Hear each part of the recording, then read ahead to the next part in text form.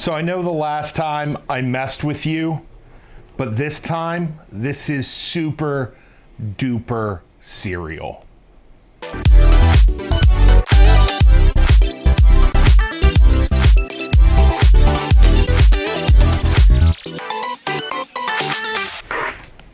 Okay, so we did this for April Fools, and it was good fun, but this is your Endwar rules.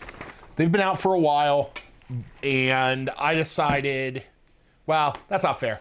Wormy asked me if I would do this again, and because I like Wormy more than I like most people, we're going to do it. So, obviously, you have a table of contents. The table of contents lists the contents, right? It is a 2-page table of contents. It contains the table of contents, an introduction, agreed upon handbook terminology, the strike system, moderator discretion, player conduct, dress code, registration, minor policy, and rules. The rules section, being the largest section, is broken up into 3 subcategories: basic gameplay, areas of interest, and blasters, throwables, and gear. The next section is super zombies, which is broken up into common supers, mission supers, and territory supers. Finally, there's an explanation of what those territories are, original zombies, optional zombie ammo retrieval and return rules, and first aid coordination and emergencies. This is a 26-page document. We're going to go through all of it right here in the video. Introduction. Welcome to Humans vs. Zombies at Endwar 2025. Our goal as the moderating team is to create a welcoming, fun, and safe environment for all players. This handbook was created to ensure that you are familiar with the general rules of Humans vs. Zombies, the rules unique to this event, as well as the player conduct expectations. Most answers to your questions can be found here, but if you still have questions, please ask our friendly moderators, and they will be able to give you the answers you need.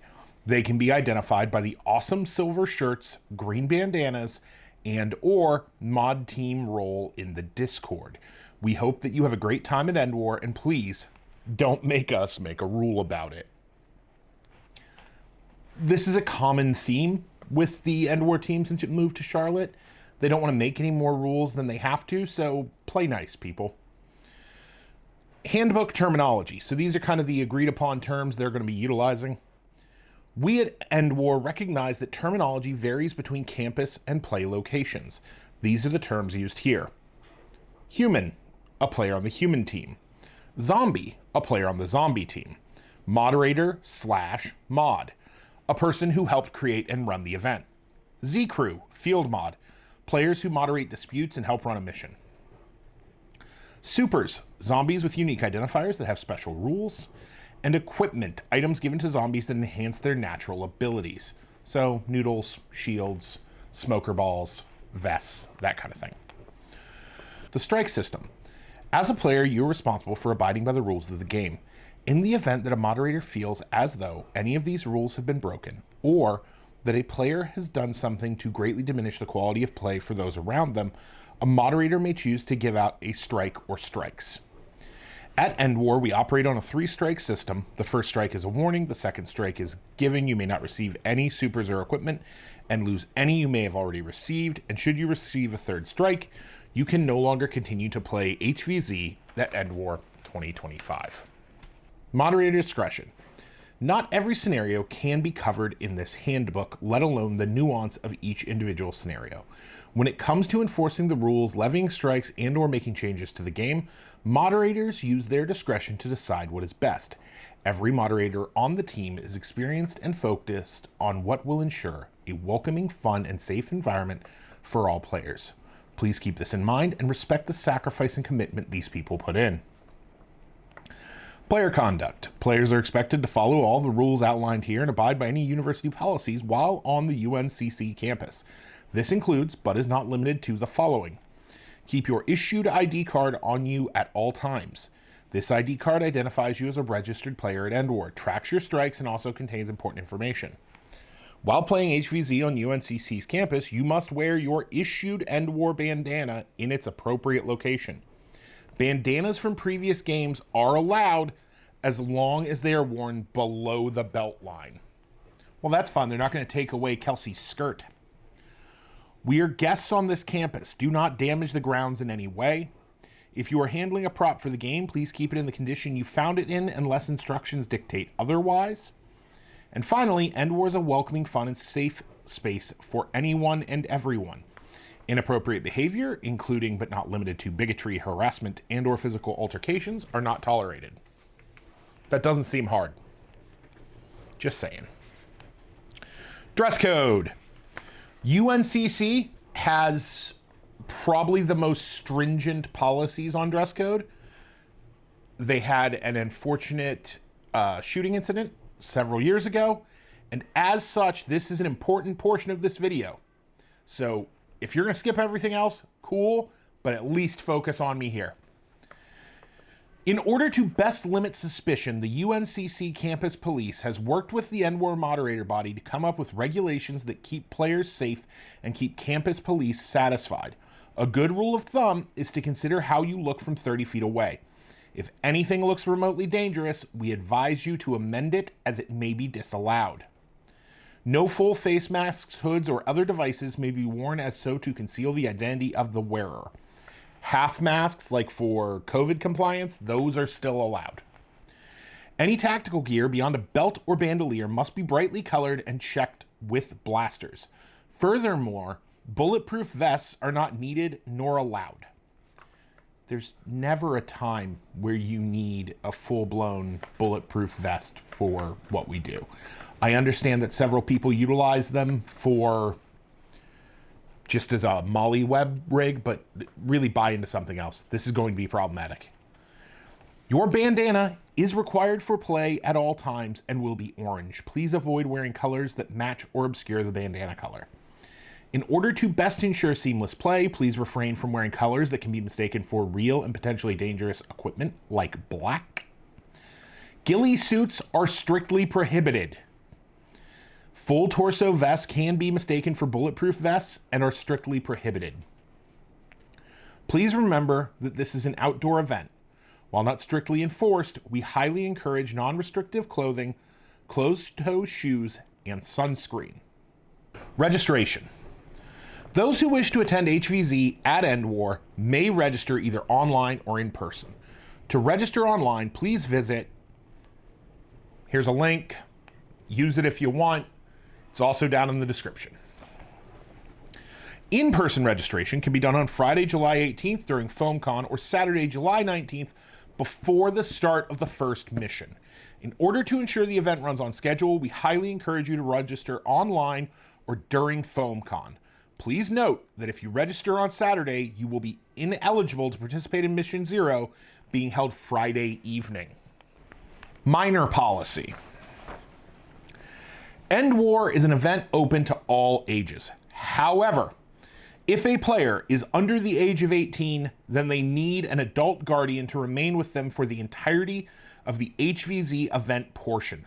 The guardian does not need to be a parent, but if they are not, a note from the parent is required giving the chosen guardian approval to watch the minor.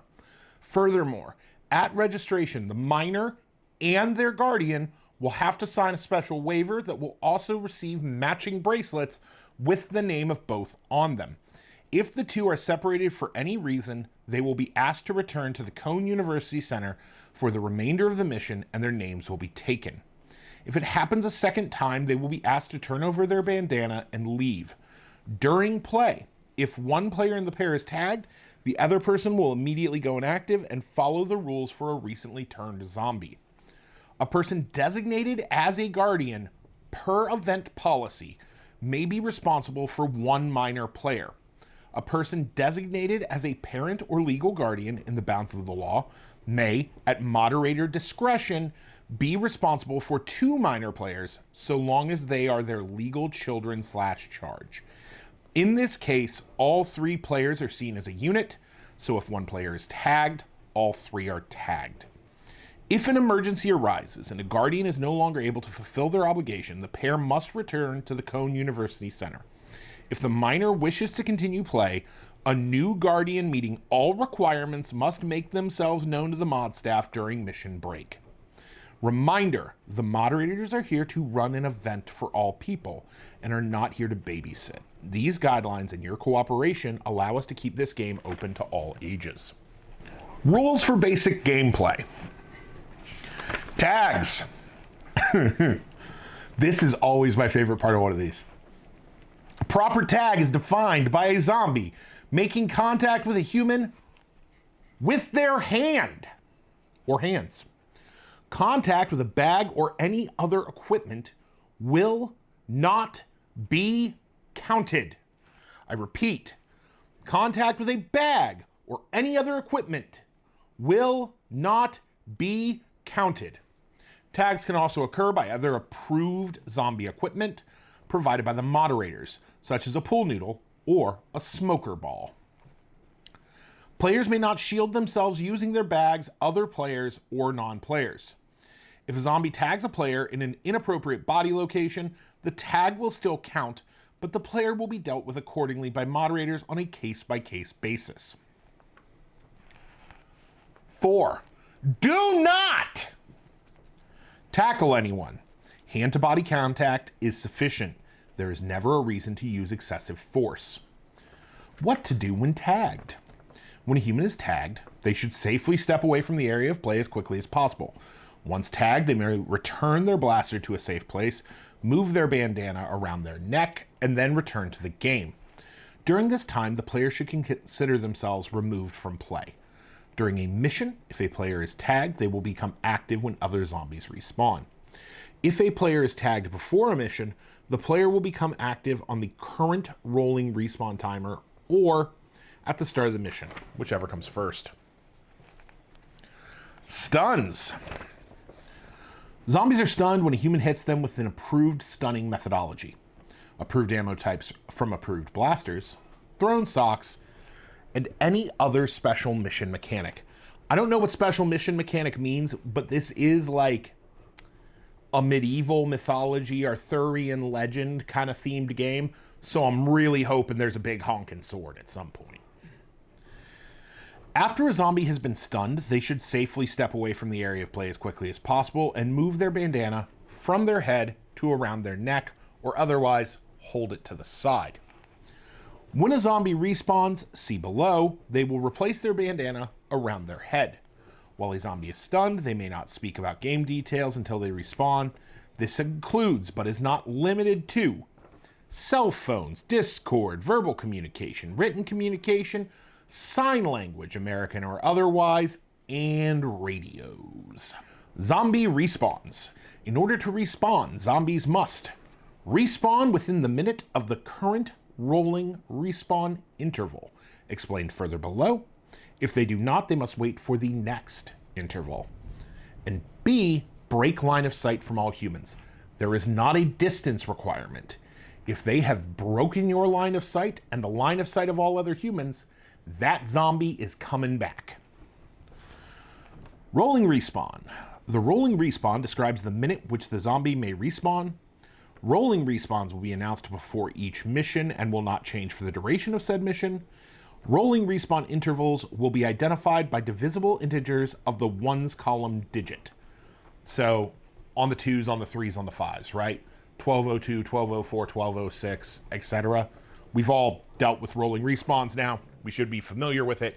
If you are new to the game and you are not aware of how rolling respawns work, seek out an experienced player. Will be very distinctive day of the event. Safe zones. While inside a safe zone, players may not be tagged or stunned. However, humans may still stun zombies who are outside of the safe zone. During missions, safe zones are up to moderator discretion, and all locations, start times and end times, will be communicated to all players. Safe zones, if in the field, will be marked by orange cones. No play zones are the areas on campus when all gear should be stowed, including bandanas. Play may not occur while in these areas, including using them as a pass-through during missions. The following is a list of no play. Roads. Cross roads at designated crosswalks only. Don't play in roads. This is not human versus zombie versus car, because car always wins. Parking decks. This is in Athens. Construction zones. Also in areas adjacent to construction but not within it. Treat that area as if they are stairs, covered below. The botanical gardens. You may use the gravel path that splits the gardens. Inside of buildings. You may still wear your bandana indoors, however. Constellation Gardens Remembrance Memorial in front of Kennedy Hall.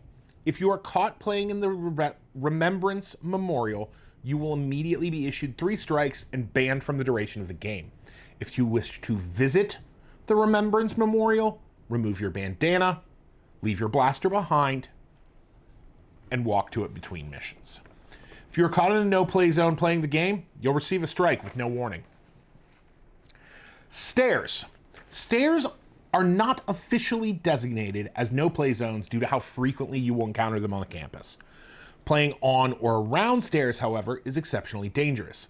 So treat stairs as a temporary pause in play while everyone goes up or down and resume play when safe. Failure to do so may result in the issuance of strikes or removal from the game.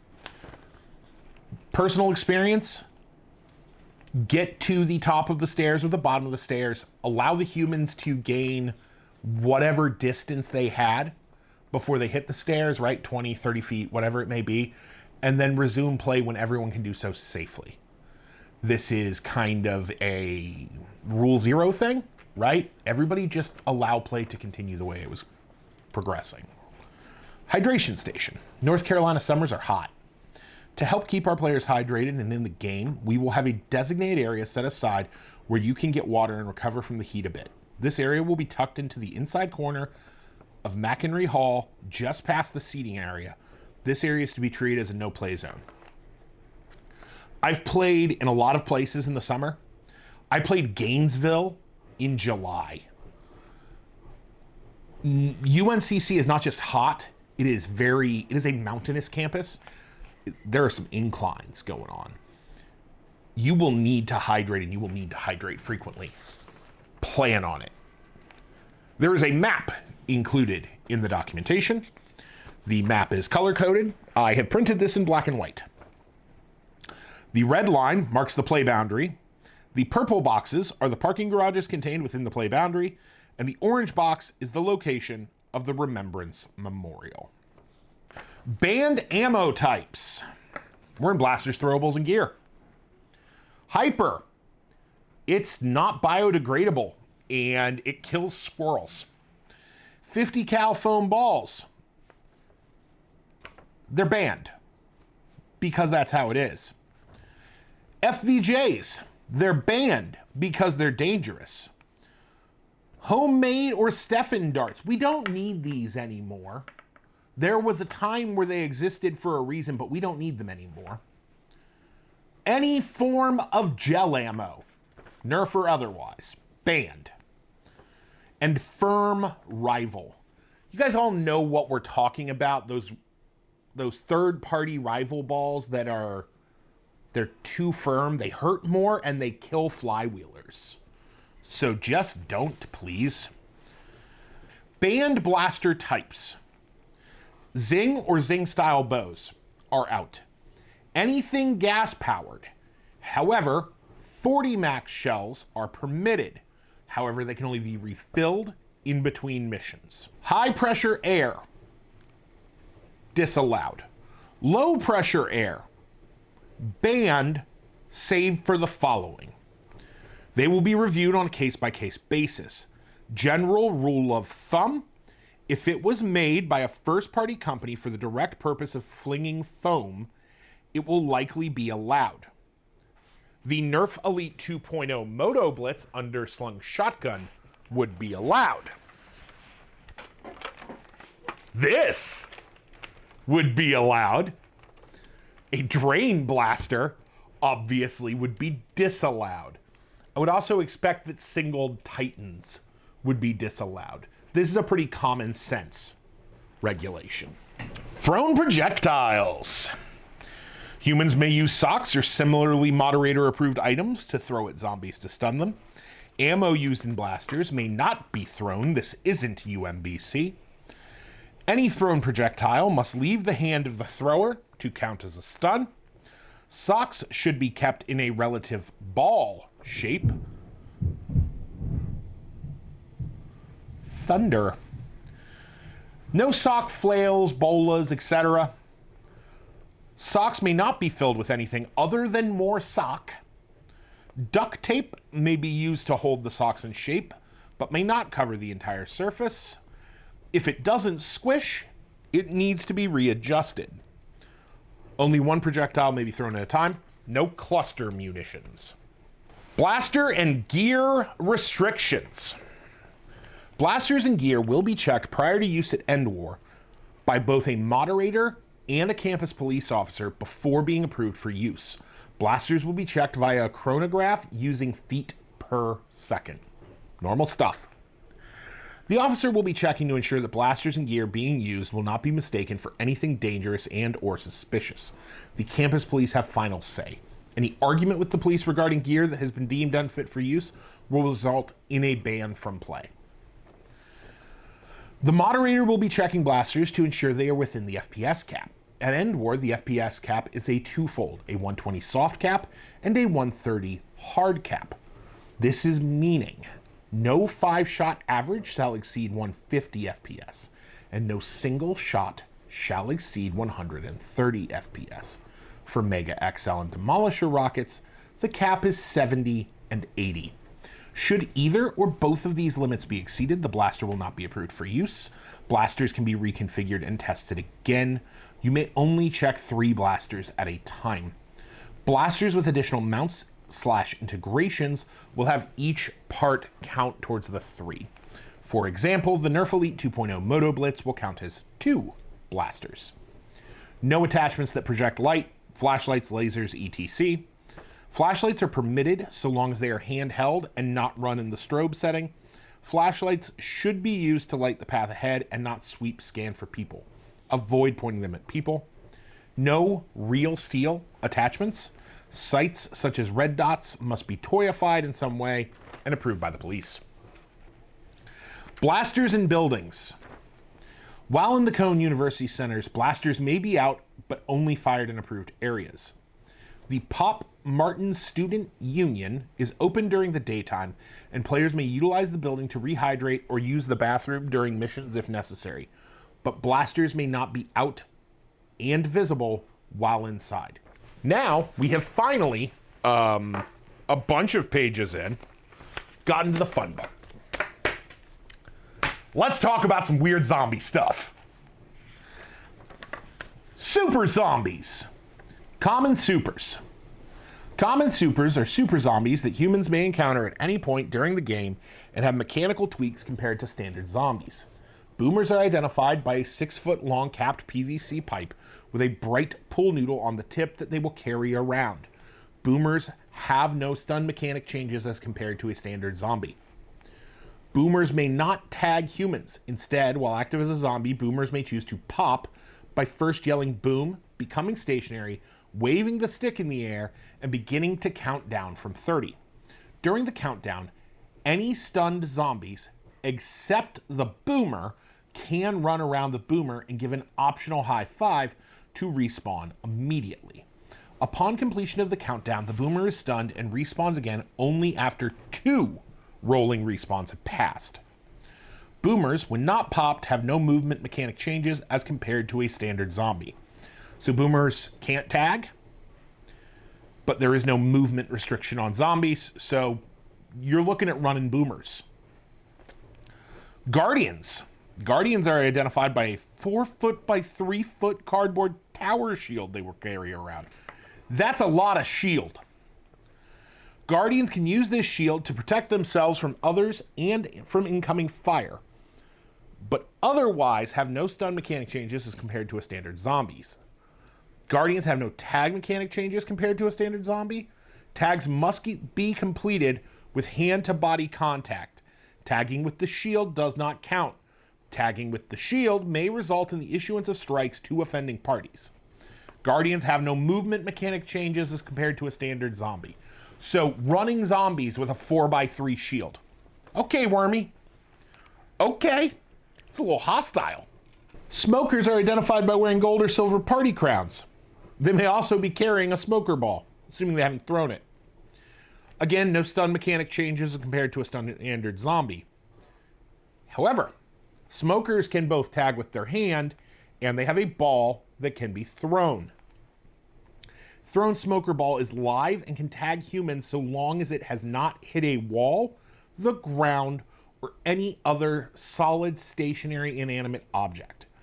A ball thrown may ricochet off one player to another. Both players would be considered tagged. If a smoker ball hits a blaster, it is still live.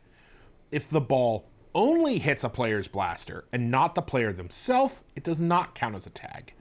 Humans may not swing around or extend their blasters out of close proximity to their bodies to deflect or bat down a smoker ball. Humans may move their blaster around within close proximity of their body in order to protect themselves from an incoming smoker ball. So you may bunt a smoker ball, you cannot swing away at a smoker ball. After throwing the smoker ball, the smoker is inactive and must retrieve their ball before they can respawn. No other players may interact with the ball or prevent the smoker from retrieving the ball. The smoker ball may not be thrown over the road. Doing so may result in the issuance of strikes to the offending party. Smokers have no movement mechanic changes. Tanks! This is always my favorite. Tanks are identified by a brightly colored safety vest. Tanks are stunnable by specific ammo types only. The ammo used to stun a tank depends on the color of vest worn. Okay, we're doing yellow vest for socks, and we're doing purple vest for Mega XL or Demolisher missiles. That means no red vest for Mega. Tanks have no tag mechanic changes. Tanks have no movement mechanic changes. So they're running, and they can only be stunned by socks or MXL / things with fins. Mission supers. Mission supers are super zombies that you may encounter during particular missions. Players will be informed in the mission briefing about the super, but are not given details as to when or where they will be encountered. For Endwar 2025, there are no mission supers. Territory supers are a new addition for Endwar 2025 to work in conjunction with the territory system. These supers are played by moderators and will be locked to a specific designated territory on campus, illustrated on the map. Territory supers are active each mission unless defeated. Defeat mechanics will be discovered through play. I can't believe these are real. I assumed these were jokes. Okay, the Bunerker. The Bunerker is identified by a large stuffed bunny and 2 foam axes. The Bunerker cannot be stunned by normal means. The only way to stun the Bunerker is to defeat the Bunerker. The Bunerker can tag humans only by entering charge state. They throw the bunny. Once the bunny is thrown, the Bunerker will yell and charge towards the bunny in a straight line. As they run, they hold out the axes. During this charge, any human hit with the axes will be considered tagged. During this charge, any zombie hit with the axes will be considered stunned. After their charge, the Bunerker has a 10-second cooldown before they can initiate another charge. The Bunerker has no movement or mechanic changes aside from their charge state, explained above, and from being confined to the specific territory. Okay. The Lawyer. The Lawyer is identified by their yellow tank vest, enormous tie, and other lawyery accoutrement. The Lawyer is stunned by socks, same as a yellow vest tank. Upon being stunned, the Lawyer yells objection and pulls aside the human that tagged it. In areas of confusion, the Lawyer will have to use their best discretion, or a human may volunteer on who is pulled aside. The human pulled aside is advised they must sign some paperwork in order to avoid litigation for the assault by sock just so committed. The human player may not leave until the paperwork is signed. The human player is to be considered inactive during the time of signing. The lawyer may begin a countdown timer if they believe the human to be stalling. Stunning the lawyer does not defeat the lawyer. The lawyer has no tag mechanic changes compared to a standard zombie, and they have no movement mechanic changes as compared to a standard zombie, aside from being confined to their specific territory. For real? Plague Doctor. The Plague Doctor will be identified by a purple vest along with a giant bag full of distinct virus-themed plushies. The purple vest indicates the Plague Doctor can be stunned the same way as a purple vest tank, Mega XL darts, and Demolisher missiles. Stunning the Plague Doctor does not defeat the Plague Doctor. In addition to the standard tag mechanics, the Plague Doctor may throw plushies from their bag. These plushies are always live, and any contact with a human player or their gear at any time will result in a tag. The Plague Doctor has no movement mechanic change as compared to a standard zombie, aside from being confined to their specific territory.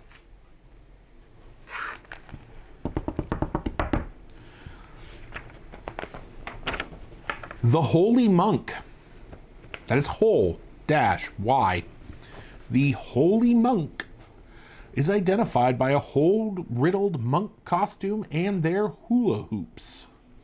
The Holy Monk has no stun mechanic changes as compared to a standard zombie. When stunned, however, the Holy Monk will lay down a hula hoop. To respawn, the Holy Monk must pick up a previously placed hula hoop. Stunning the Holy Monk does not defeat the Holy Monk. No tag mechanic changes as compared to a standard zombie. No movement mechanic changes, save that they are confined to their specific territory. The hula hoop mechanic, however, the Holy Monk will start each mission with a number of hula hoops equal to the mission number plus 3. So in mission 2, they'd have 5, right? The Holy Monk will place all but one of their hula hoops down in their territory before the start of every mission. Those hula hoops have 2 functions. If a zombie player, aside from a boomer or the Holy Monk themselves, step into the hoop with both feet, they immediately respawn. And if a human player steps into or onto the hoop in any capacity, they immediately become a zombie. So it's a respawn and a zombification zone. Territories. The designated play area will be divided into 4 territories: green, blue, yellow, and pink, as shown on the map below. There's a map. Each territory will have a territory super, a pillar, and a series of territory side quests. See the map below for further explanation on the subsequent page.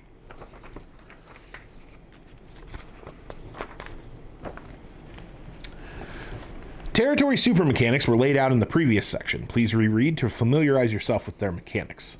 These supers will be active at all times from the beginning of the game until they are defeated.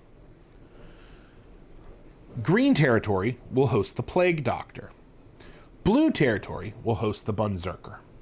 Yellow territory will host the Holy Monk. Pink territory will host the Lawyer. Orange territory will host all territory supers. Territory supers may occupy the full path where their respective territory lines meet another. Pillars will have 3 parts: the bottom base, the middle orb, and the top. Upon completion of a side quest, one of Merlin's designated magical deputies will remove the appropriate piece of pillar, revealing the next part of that territory's side quest chain. Territory side quests. Small side missions that are mostly contained within their respective territory. These are done in order per territory. The Merlin can advise human players which side quest is in progress for each territory. Human players may also check the pillars to determine the current side quest for each territory. The final side quest for each territory will contain the defeat mechanic for its respective territory super. Original zombies. Original zombies will be chosen from a pool of volunteers. They will start mission 1 as zombies with the following mechanics. Each OZ will be given a deck of cards. consisting of 4: red, blue, white, and black. Upon tagging a human, instead of that human becoming a zombie immediately, the OZ will offer the tagged player their deck of cards. The human player will select a card to keep and look at the color. The color of their card determines their turn time. Turn time is when the infection finally overcomes the player and turns them into a zombie. The color of the card indicates when the player will turn according to the turn time table. Black card, instant turn. White card, 1 hour after mission 1 start. Red card, between missions 1 and 2. And finally the blue card, after the end of mission 2. Should a card be selected after the turn time when the card is seen as an instant turn? For example, it is mission 2 and a white card is turned. If a human player is tagged and they already have a card, that human player instantly turns into a zombie and the OZ should not give that player a new card. To turn back into a human player, an OZ needs to hand out 3 of their 4 cards. If the player wishes to remain a zombie, they would hand out 3 of their 4 and use the 4th one themselves. Once an OZ has obtained their 3 tags, they may begin their play as a human at the start of the next mission, completing the current mission as a zombie. Optional zombie ammo retrieval and return. Zombies will be given Ziploc bags in sandwich and gallon size and given the optional task of collecting ammo during missions to be turned in. Doing so will allow them to purchase bonus super zombies and or equipment for use in missions. Zombies are encouraged to wait until humans have vacated an area before picking up ammo. The specifics are laid out below. Ammo value. Each dart does not have a set value. Instead, we are looking for full bags and encourage prioritizing larger ammo types, rockets, Mega XL, etc. Super and equipment prices. The price and availability of super zombies and equipment will be determined between missions and will be announced during the briefing. The prices will be fixed for the duration of the mission. Turn-in locations. Field Mods, Water Station, and the Cone University Center are all potential turn-in locations. The specific locations of each super and the number at each location will be announced during mission briefing. Purchase times. Super zombies will be available in the mission. Equipment will be available before mission start. First aid, coordination, emergencies. Player safety is of the utmost importance to the Endwar moderation team. To ensure a safe experience for all, we have a first aid team on site made up of certified first aid personnel and licensed medical staff. They can be reached through the Endwar Discord in the urgent channel. The channel will be open the week of Endwar. Care can also be obtained at the Union or the hydration station when applicable. The fastest way to receive care is to notify the urgent channel in Discord. If you have a medical condition, you are not required to share that information with anyone, but it is recommended you make our first aid coordinator, L, aware. All medical information given will be kept confidential and used only in the case of emergencies. In the case of a minor medical event that is not an emergency, the player should remove themselves from play and, if able, the play area immediately. Get another player to stay with you as a buddy, notify the urgent channel in the Discord, remove your player bandanas, and find some shade. A minor medical event is an event such as scrapes, sprains, bruises, or anything else that does not require immediate assistance. In the case of a medical emergency, a player may yell for a medic. You can yell for a medic for yourself or for another player if they are injured and unable to yell for one. Once a player has yelled for a medic, play is paused. A moderator will blow their whistle as an additional alert. If you hear a whistle or a call for a medic, take a knee. Players should not use whistles. Any player found blowing a whistle will get a strike. If you hear a call for a medic but are not in the immediate area, you should still pause. Take a knee. If you are in a pause and players come into your vicinity, advise them to pause as well. Players will be alerted that play is resumed via a moderator blowing their whistle 3 times in quick succession, as well as via the Discord. If a moderator is in the area, they will take control of the scene. If there is not a moderator in the area, the player that initially called for the medic or the player that is assisting another should stay standing. This person that is standing is responsible for notifying the urgent channel to notify the medics and moderators of their location. Moderators and medics will run to the location to assist.